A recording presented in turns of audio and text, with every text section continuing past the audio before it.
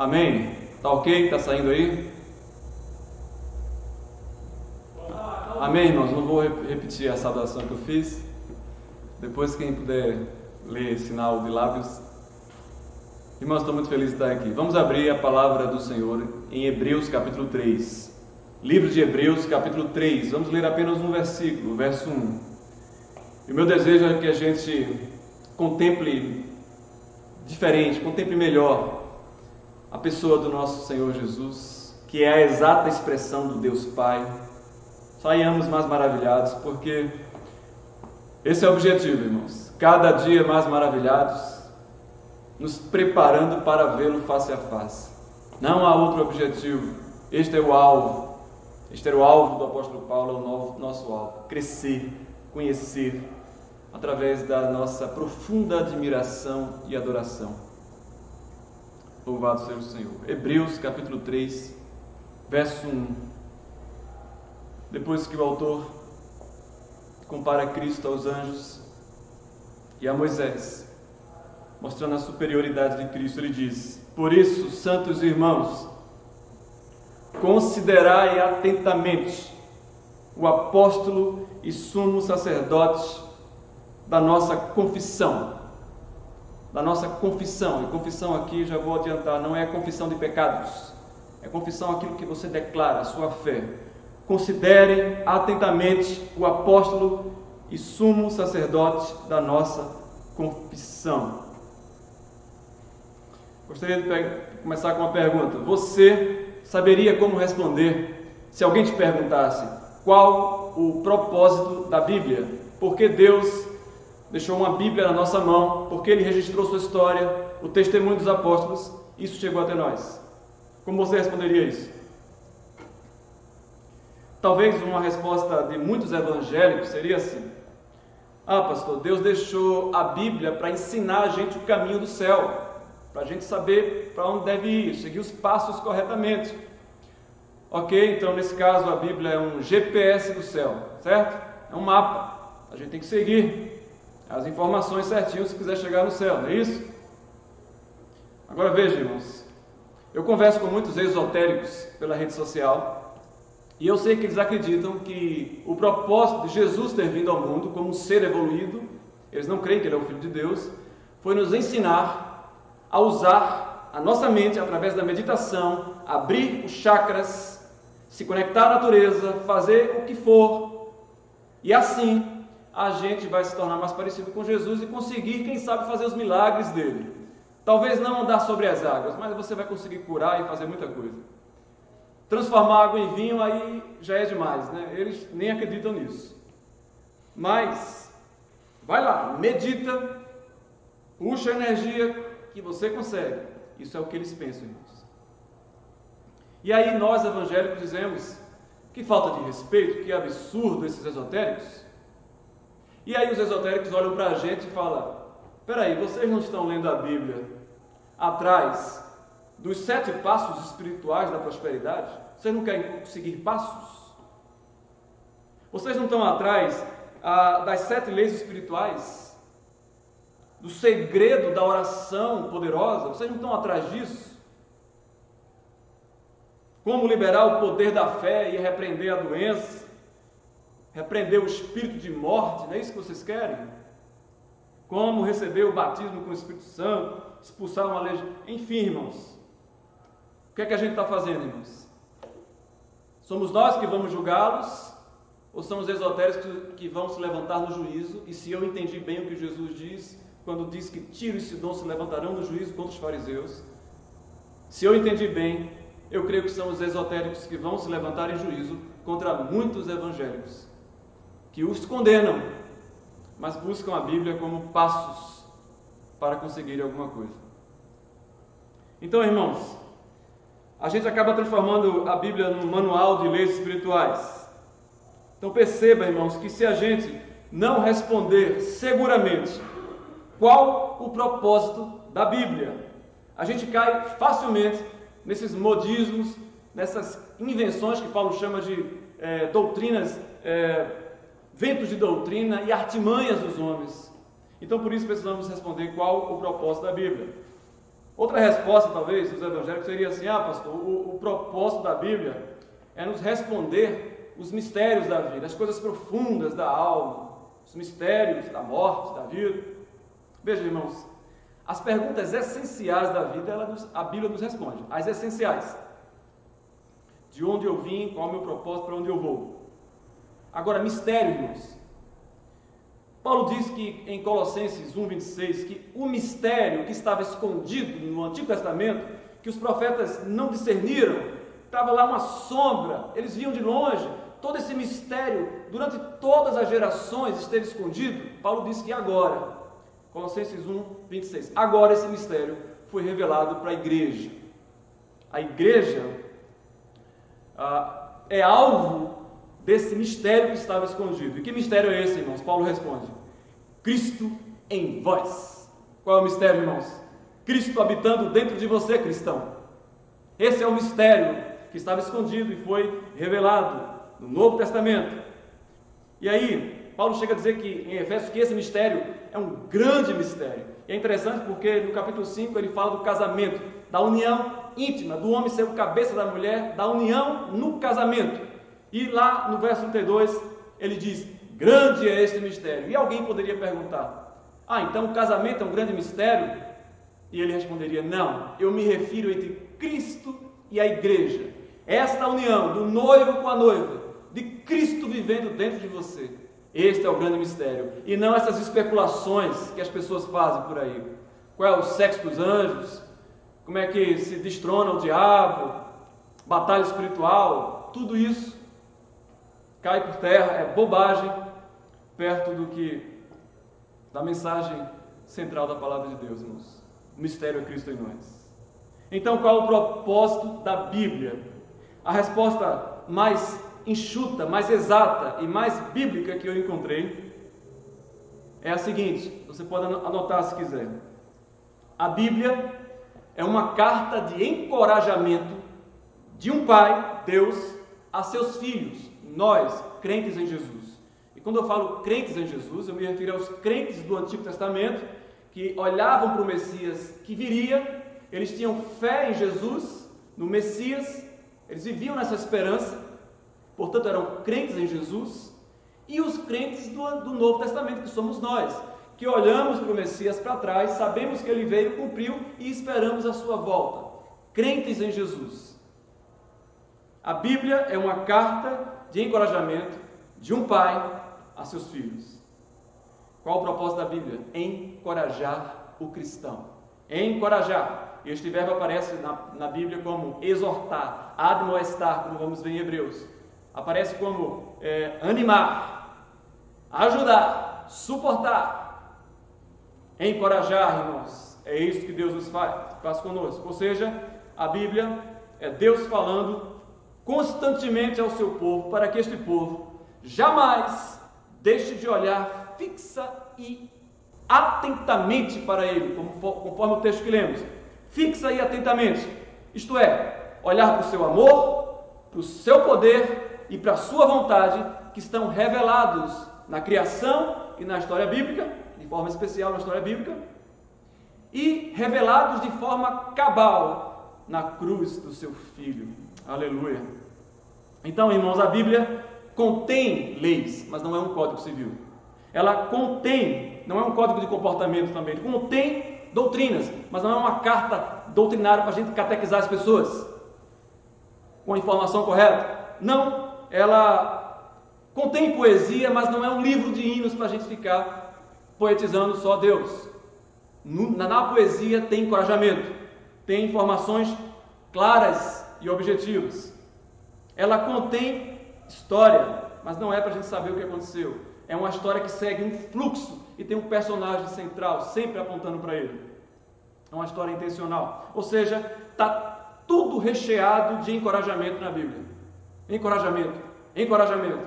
Eia, vamos, possuamos a terra, o Senhor é conosco, nada poderá nos deter.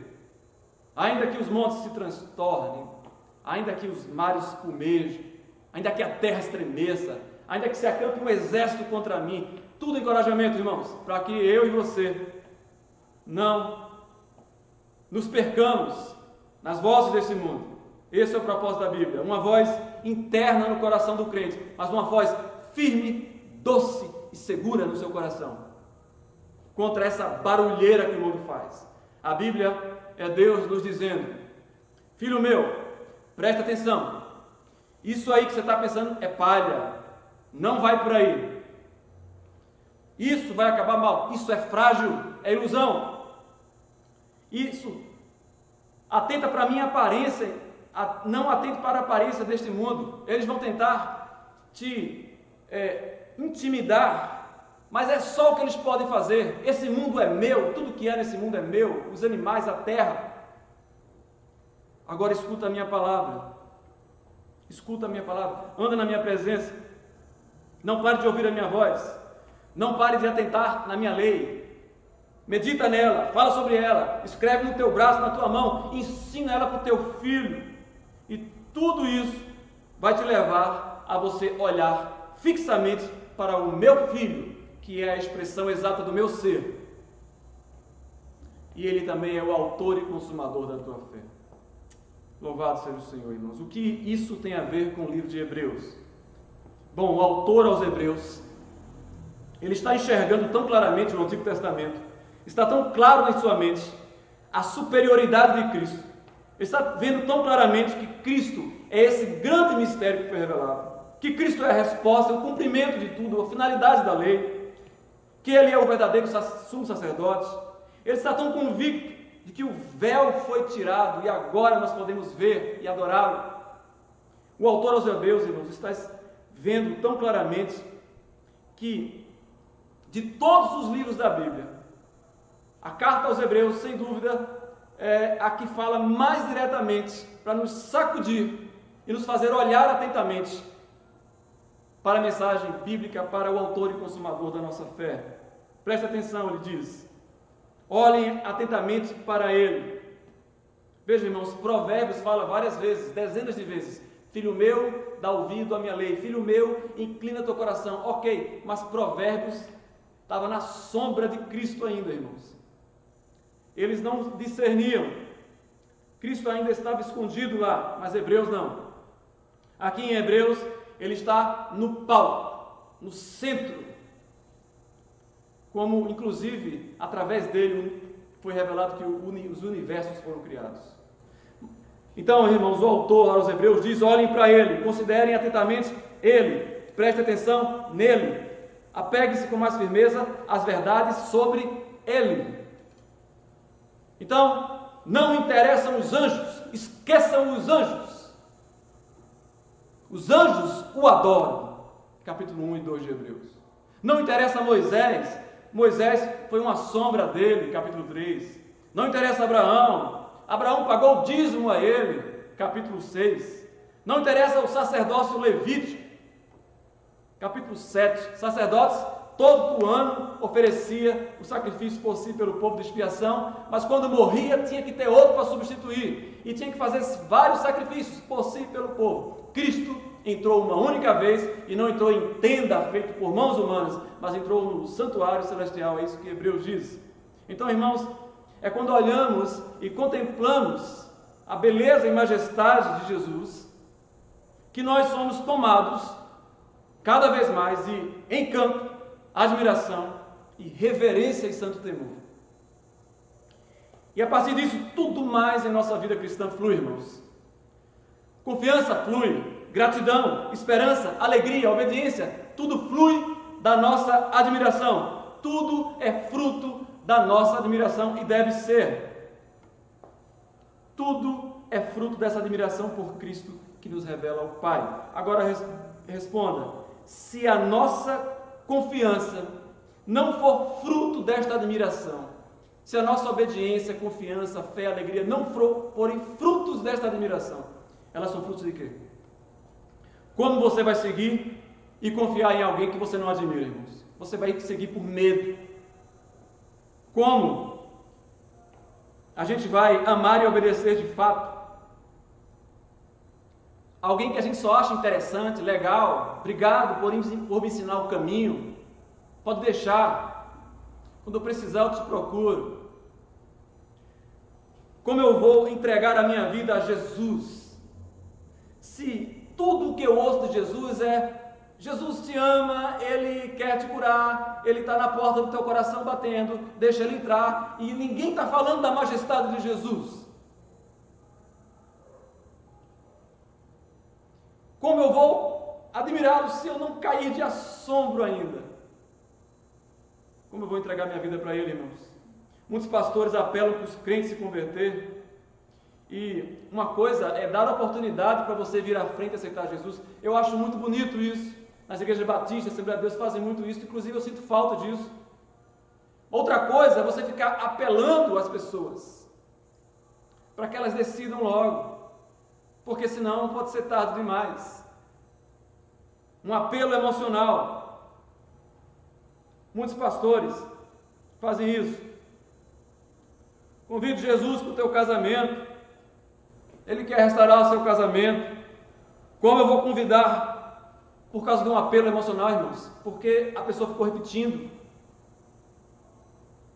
A gente não costuma confiar quando a oferta é muito grande, irmãos. Quando a oferta é grande, o santo desconfia. As operadoras do cartão de crédito ficam dizendo que quer cuidar da gente. Então os pastores dizem: deixa Jesus entrar na tua vida, Ele quer cuidar de você, Ele quer restaurar o seu casamento, Ele quer dar uma vida feliz. Ora, é claro que a gente quer uma vida feliz.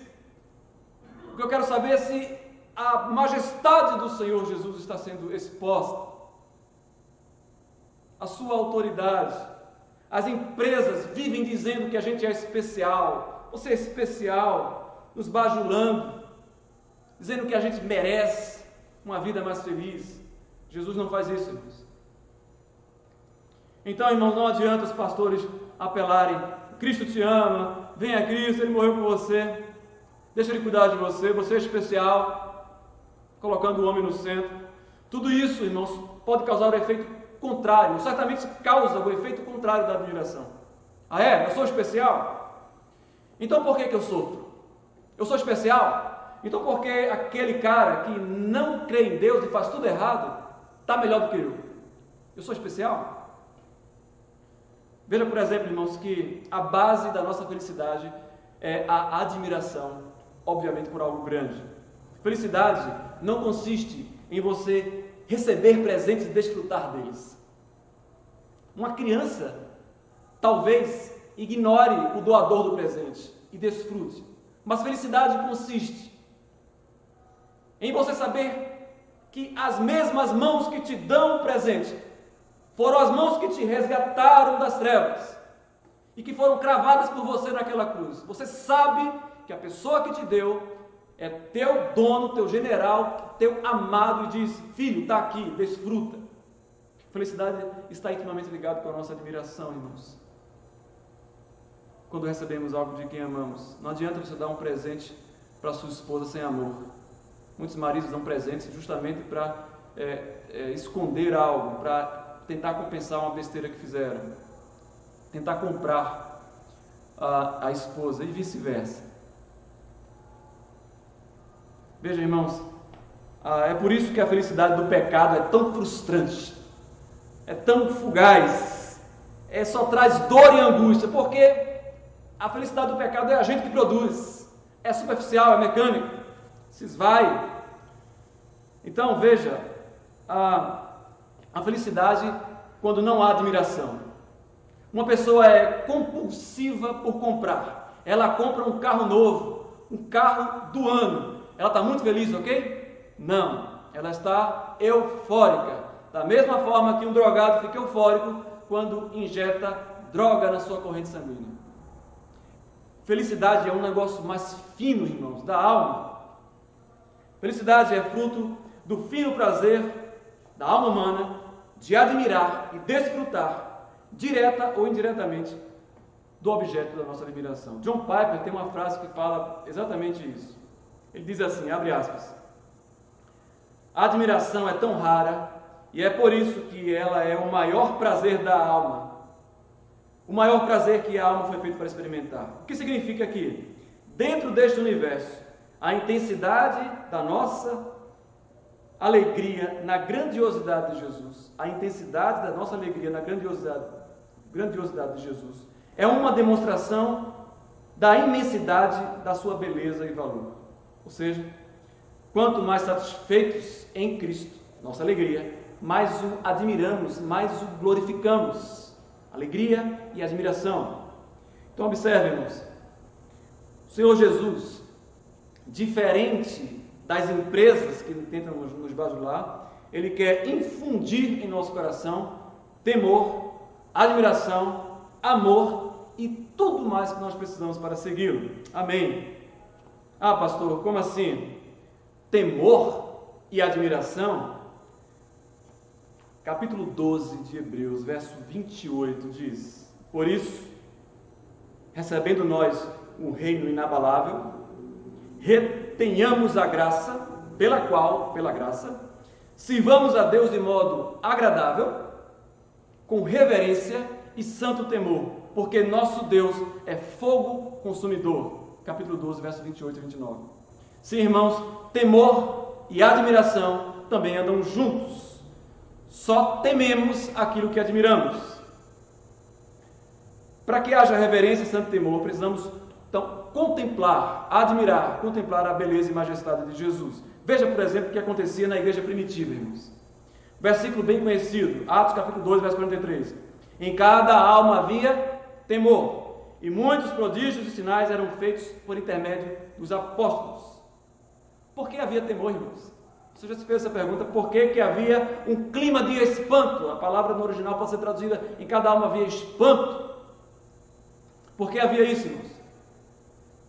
Pelo simples fato de que aqueles irmãos que eram judeus, que conheciam bem as histórias do Velho Testamento, eles sabiam, estavam claros em suas consciências, que o mesmo Deus que abriu o Mar Vermelho, que fez fogo cair do céu, fez um monte tremer, este mesmo Deus, depois de 400 anos em silêncio, no período entre o Velho e o Novo Testamento, esse Deus estava presente mais uma vez, fazendo milagres e prodígios. Você não ficaria assustado, irmãos? Você diria: meu Deus, o que é que eu estou vivendo aqui? O que é que eu estou vendo? Eu estou vendo paralítico andar. Isto causa temor. Observe que temor não é medo, irmãos. É um espanto, é uma reverência.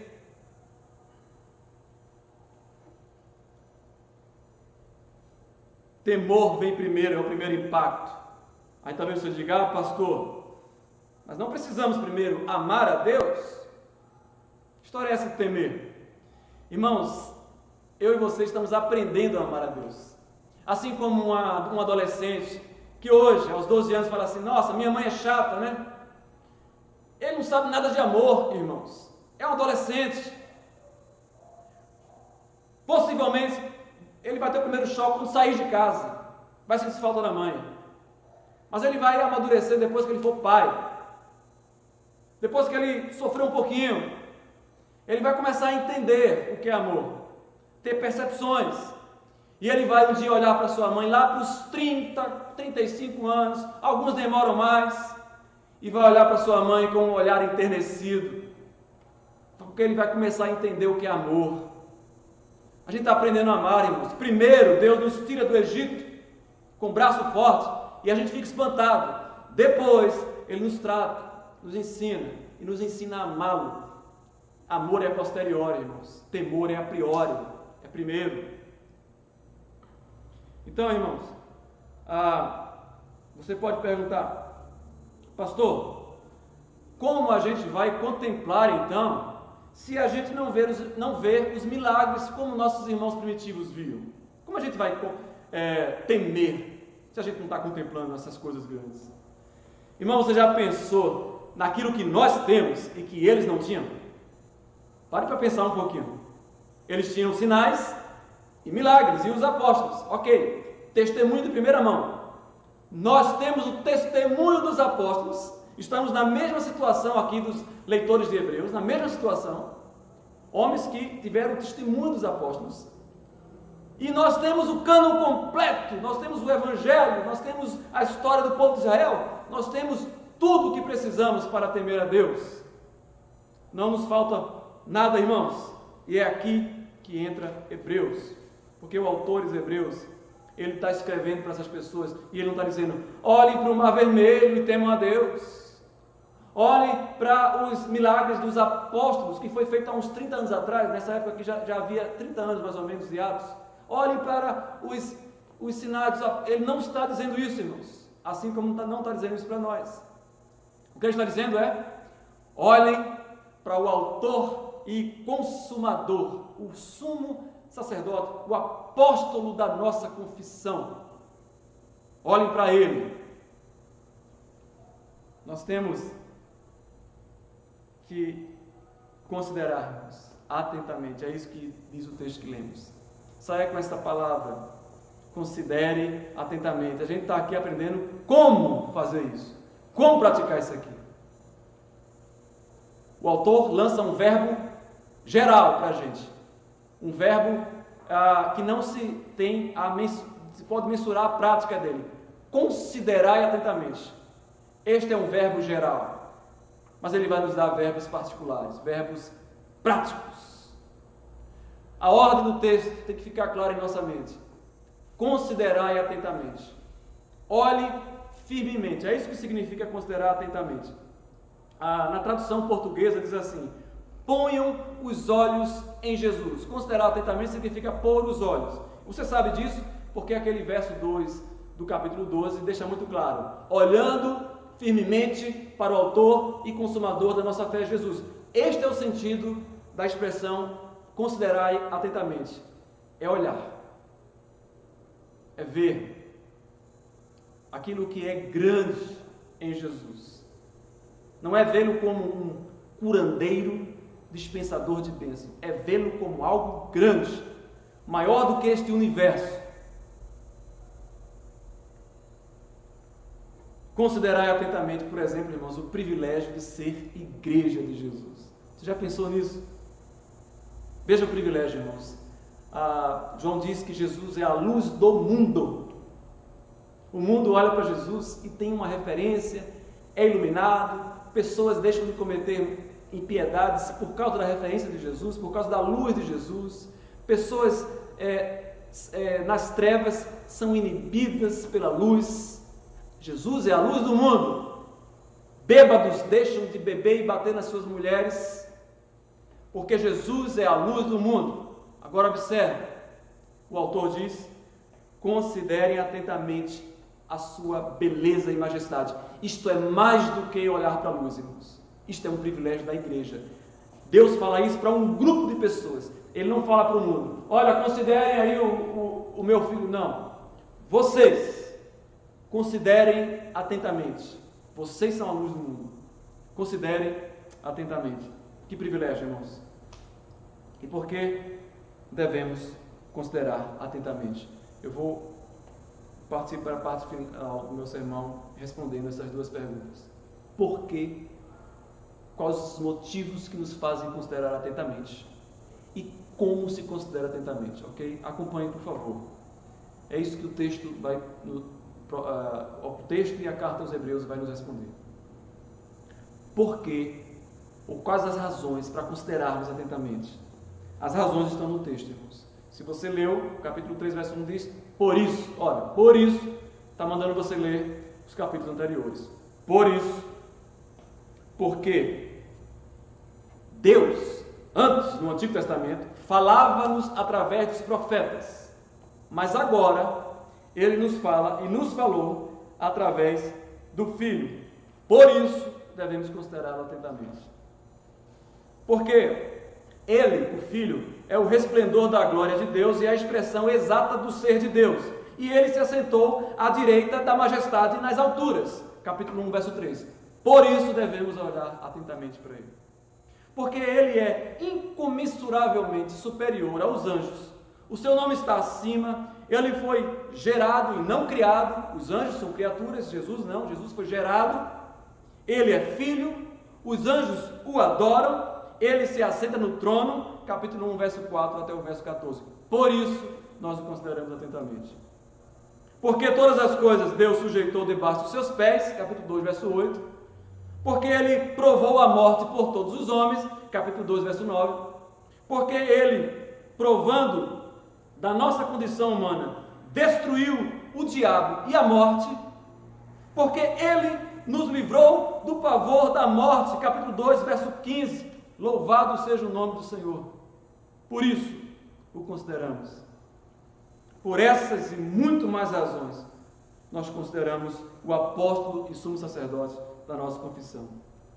Eu gostaria então de terminar aplicando esta pregação a partir do texto, respondendo a seguinte pergunta: como o texto nos ensina a olhar atentamente para Jesus?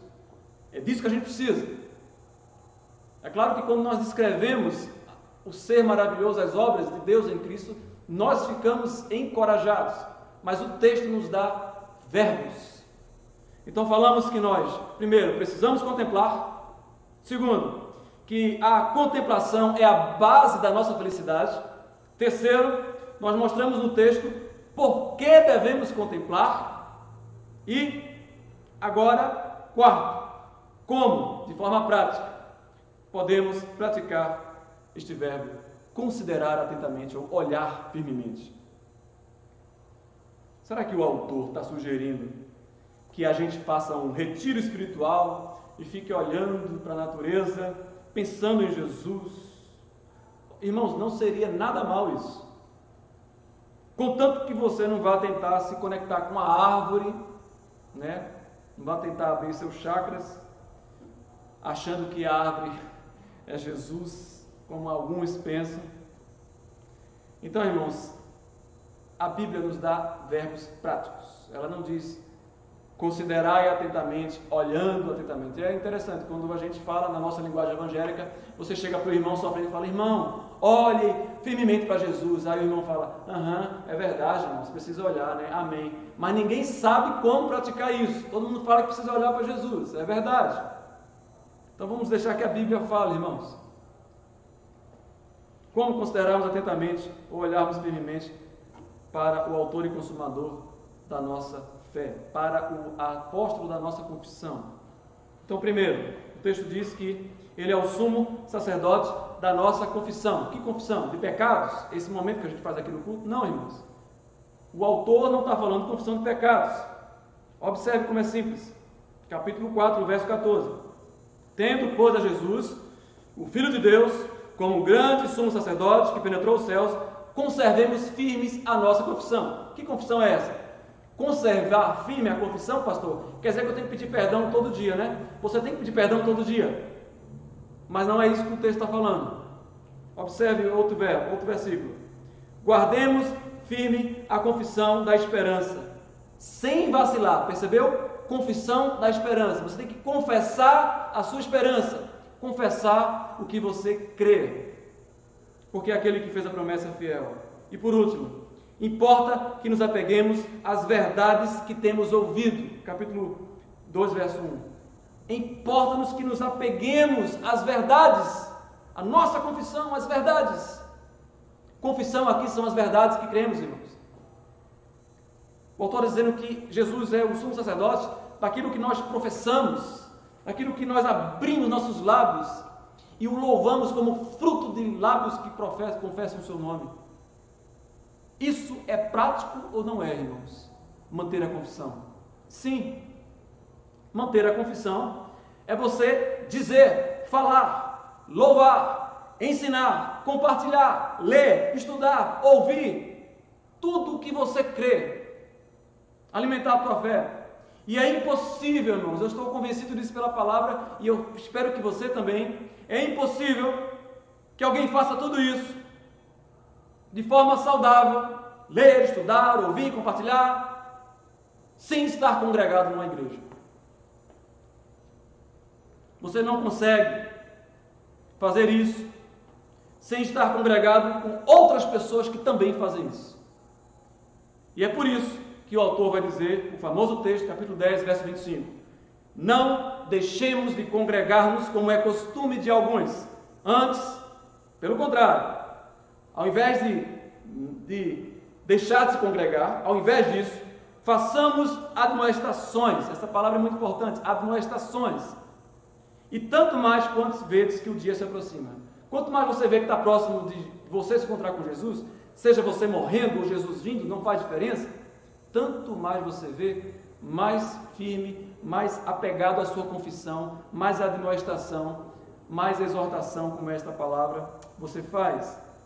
E aqui vemos outro verbo prático, que aparece várias vezes aqui na carta aos Hebreus. Faça admoestação. O verbo é paracaléu, o verbo é exortem. Porque a ideia de admoestação é a famosa ideia da rádio patrulha, do irmão que está patrulhando a vida do outro. Olha lá, aquela lá não é crente não, olha o que ela postou ali, ó. Está precisando se converter aquela irmã. Eu vou lá fazer uma admoestação para ela. Irmã, olha, você continuar com esse tipo de comportamento, Jesus vai voltar e você vai ficar. E eu estou fazendo isso porque a Bíblia diz que eu tenho que te admoestar. Não, irmãos, isso não é admoestação. Isso é falta de noção mesmo, e falta de amor cristão. Admoestação é o verbo paracaléu, é o verbo que é traduzido como exortar, encorajar.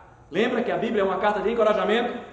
Não é à toa que Deus nos manda encorajar. Não é à toa que Barnabé foi chamado filho do encorajamento. Ele encorajava as pessoas. Barnabé era o Josué do Novo Testamento. Ele encorajava. Ei, irmãos, vamos avante. Então a palavra grega é paracaléu, como eu disse, a mesma para consolar, ajudar, encorajar, animar, estar ao lado. Não é à toa que o Espírito Santo é chamado de Paracletos. Paracaléu deriva Paracletos, ou seja, ele é o nosso consolador. E aqui está dizendo, seja o Paracleto do seu irmão. Você quer contemplar Jesus? Então veja Jesus no seu irmão. Seja Jesus para o seu irmão. Seja um paracaléu para ele. Faça admoestações.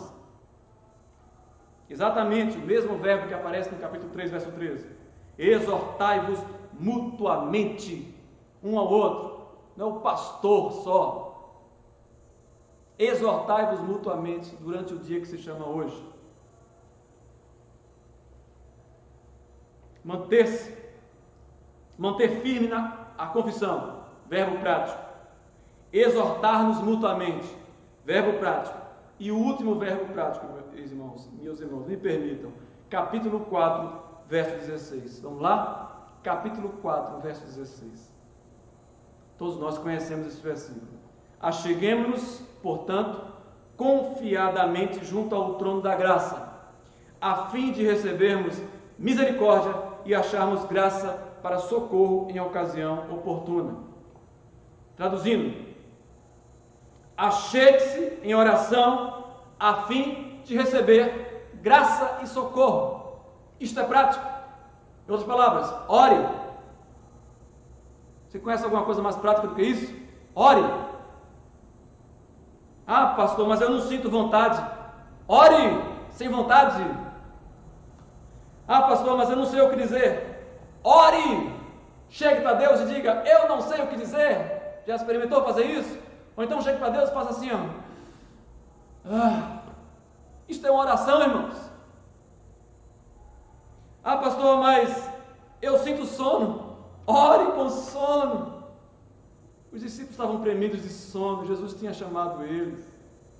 Ah, pastor, mas eu não estou numa fase boa da minha vida. Você não vai querer esperar a fase ruim, irmão. Você não vai querer esperar a fase ruim para orar. Ah, pastor, mas o que adianta eu orar sem vontade, cansado, cansada? Ore, meu irmão. Chegue na presença de Deus, diga isso para Deus. Senhor, eu estou cansado. Eu nem sei se o Senhor está me ouvindo. Mas eu quero treinar esse negócio aqui. Eu quero me envolver em oração. Oração nada mais serve para isso do que isso. Oração não é um pé de cabra. Não é para você mover os céus. Oração é para você se envolver no que Deus está fazendo. E Ele vai quebrando você. Então, certamente eu posso dizer que às vezes que você está com menos vontade, é aí que Deus está te quebrando mesmo. É aí que o negócio começa a ficar bom. Já viu o exercício físico? Exercício físico só fica bom quando quebra você. Se você fizer assim, uma coisinha confortável, não fez nada. Hoje nós estamos sendo exortados. Hoje estamos sendo exortados. Mas você sabe que nenhuma dessas desculpas aqui você vai poder dar no dia do teu julgamento, no dia que você comparecer. E não é para ter medo disso, é para ter reverência e santo temor. Você sabe que não vai poder dizer isso para Jesus. Ah, Senhor, eu estava cansado, não tive tempo, não vai poder. Mas o texto diz: ore que você vai receber graça e socorro. Aí você diz: ah, pastor, isso aí eu entendo, isso aí é verdade. Um dia meu pneu furou no meio da estrada, eu orei, Deus... Meus irmãos, eu creio nisso. Eu creio perfeitamente. Talvez você diga: pastor, eu entendo disso. Deus socorre a gente no Covid, né, pastor? Socorre, mas não é disso que o texto está falando. Ah, pastor, Deus socorre a gente no assalto, no desemprego. Socorre, mas não é deste socorro que o texto está falando.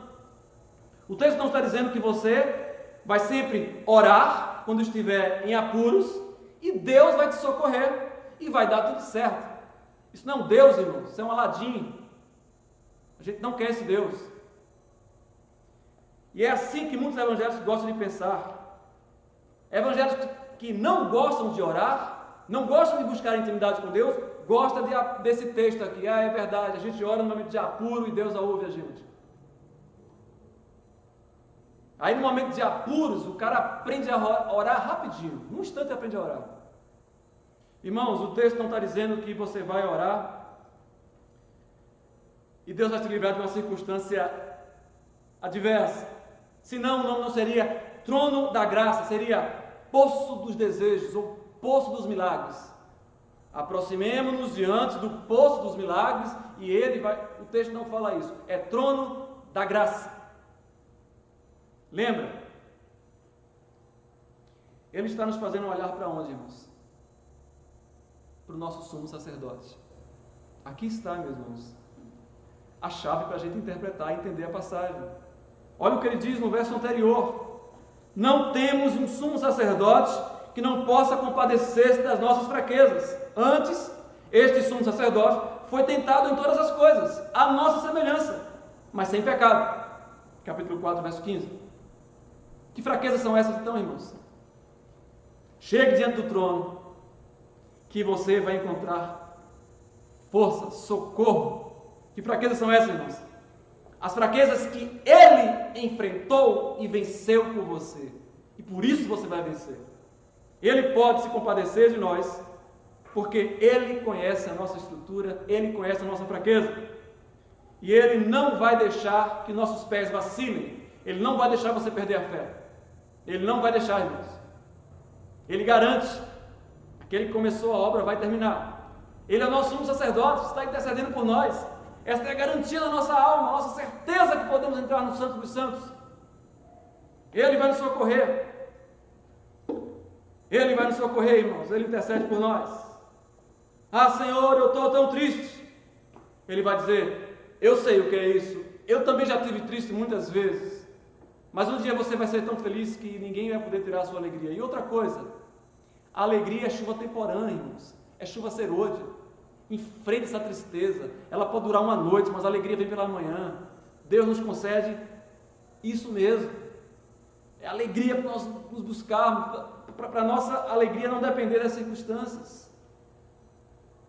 Senhor, eu estou tão triste. O sumo sacerdote vai dizer: eu sei o que é isso. Eu sei pelo que você está passando. Senhor, eu me sinto tão angustiado. Eu sei o que é isso. Eu me senti angustiado e derramei sangue naquele Getsemane. Eu sei o que é se sentir angustiado. Ah, Senhor, eu fui abandonado, eu fui traído. Quem mais eu achava que estava do meu lado me traiu e foi ingrato. Ele vai dizer para você: calma, eu sei o que é isso. Você não vai vacilar. Eu vou sustentar a tua fé. Este é o socorro que nós encontramos no trono da graça. Louvado seja o Senhor. Aleluia. Um grande sumo sacerdote que não nos deixará desfalecer o nosso coração, nem perdermos a fé. Então, irmãos, que possamos pôr em prática pelo menos esses 3 verbos. Há muito mais na palavra de Deus. Manter-se firme na sua confissão, naquilo que você confessa.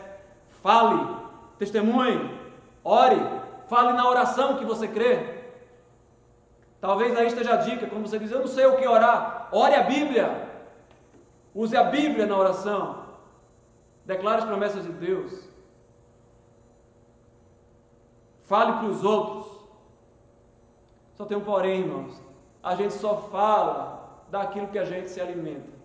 É interessante, minha esposa às vezes quer conversar comigo, ela vem com um assunto, mas eu já estou com outro na cabeça, e ela às vezes fala, você não sabe ouvir, só quer falar teologia. Eu tenho que vigiar muito nisso, mas por que eu só quero falar teologia, né, irmãos? Eu não sei porquê, né? Mas eu tenho que saber falar também, irmãos, sobre as coisas que interessam a minha esposa. O que a Bíblia está dizendo é, fale, confesse a sua profissão de fé.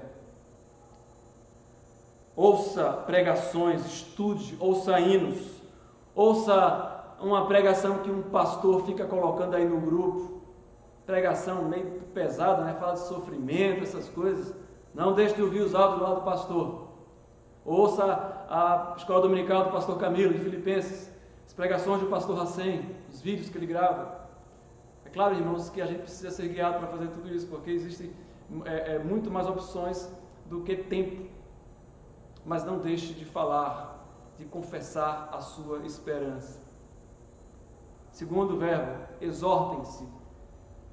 Manda uma mensagem para o irmão essa semana, faça isso.